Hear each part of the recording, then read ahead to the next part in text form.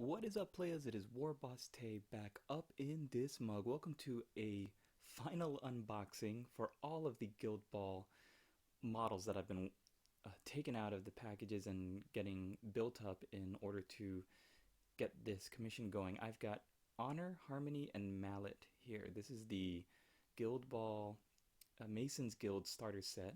These are the cards that come in the box, and I think it's just great. You know, you have all the rules on it, and you've got this killer artwork. And I mean, again, I got to talk about how much I love the art style. It's almost comic book like, and just a little bit of Japanese anime, but not too much. And again, it reminds me of like Japanese anime meets Scooby Doo. So you see the three figures there in little baggies, which is great because it helps you keep everything organized. This first one, I'm sorry, I don't know their names off the top of my head, and I just kind of threw them together and built them up.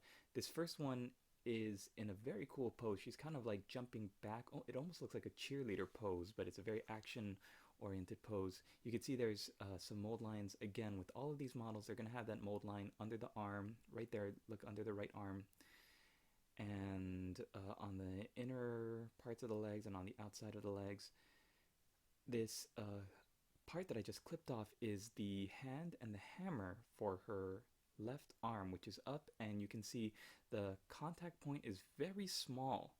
And that means that when I'm gluing it together, I'm really gonna have to be cognizant of the angle I'm holding it at and just getting it in place.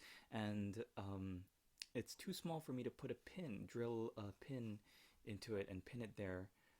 So I'm just gonna have to be very careful about how I do that. Here's the second model. I think this is Mallet, and he is got a little bit of a little of metal kind of connecting his toe on his left foot to the tab, so I'm gonna have to cut that off.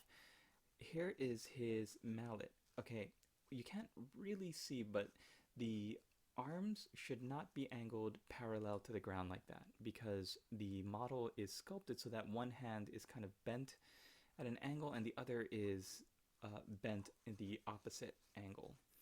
If I'm sorry, that really doesn't make any sense, because they're both hands look like they should be holding the hammer flat like that. But what I'm gonna need to do is twist the hammer just a little bit so that the right arm comes up a little bit more and the left arm is more at a straight angle. That's kind of what I meant to say there. The last model here is, I love this model. I didn't understand what, like, how to pose her, how she was supposed to stand, and when you take a look at her arms, you're gonna see that unless you look at the artwork and some, or not the artwork, but unless you look at some finished models, it's kind of hard to tell what is going on and what belongs where. So you can see the arms there. One's holding a sword, short sword. The other hand is open, and she's got a scabbard there for that sword that she's got out. So that attaches to her hip. And that second piece in the middle, I had no idea what it was. I'm looking at it right now. I'm trying to figure out, okay, it's obviously the head, but where is the face and what is going on with the hair? And I didn't understand it until I actually clipped it out and dry fit it and took a look at some artwork online.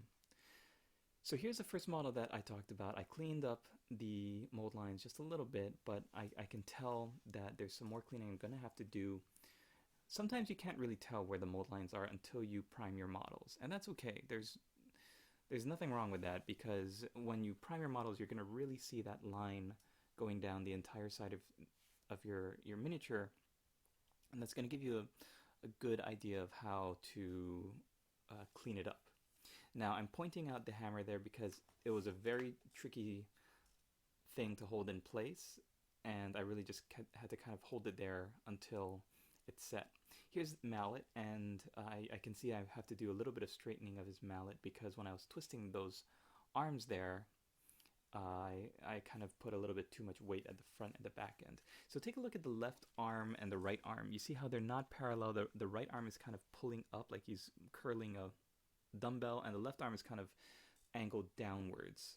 And so that is something that when I was trying to test fit the model, I had no idea how to do it. It looked like it just didn't fit, and the angles were all wrong with the upper arms. It was only until I looked it up online. Speaking of looking up online, this is the model I came up with for the third one. It is fantastic. I love the pose. First, I had the left arm pushed out in front of her like she's calling, like, hey, with her hand in front of her mouth. That was not how it's supposed to go. I saw some pictures online, and then the rest was that. And the hair is actually billowing out behind her like she's jumping back. And I love that. This model is great. I love all three of these models. I'm going to have a great time painting them up. So, what am I doing? I'm just kind of showing it off there. Yeah, so join me on my channel, WarbossTae, at YouTube. Gonna have to glue this scabbard on at some point. And I'm really hoping you guys check out my Guild Ball commission. It is one of 3 huge commissions I'm doing for the 2016 Painting Challenge. I hope you join me, and I hope if you're not even a part of it yet, that you join us on Google, our Google community, mywargaminglife.com, our community over there. We have such a great group of people participating this year. I do hope you join us. Here's one last look at that artwork, and thanks for watching, you guys. Hit the like button, leave a comment before you go.